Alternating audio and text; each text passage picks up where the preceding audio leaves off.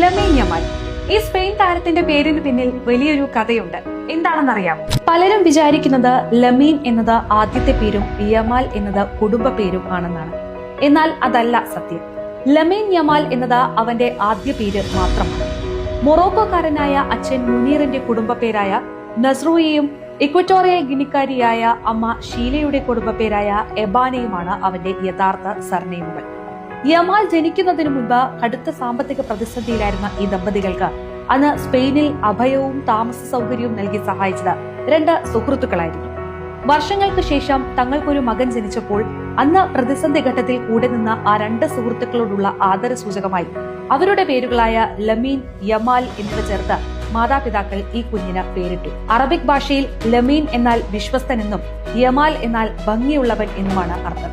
അന്ന് തങ്ങളെ സഹായിച്ച സാധാരണക്കാരായ മനുഷ്യരെ ഓർക്കാൻ മാതാപിതാക്കൾ നൽകിയ ആ പേര് ഇന്ന് ലോക ഫുട്ബോൾ ചരിത്രത്തിലെ ഏറ്റവും തിളക്കമുള്ള അധ്യായമായി മാറിക്കഴിഞ്ഞു.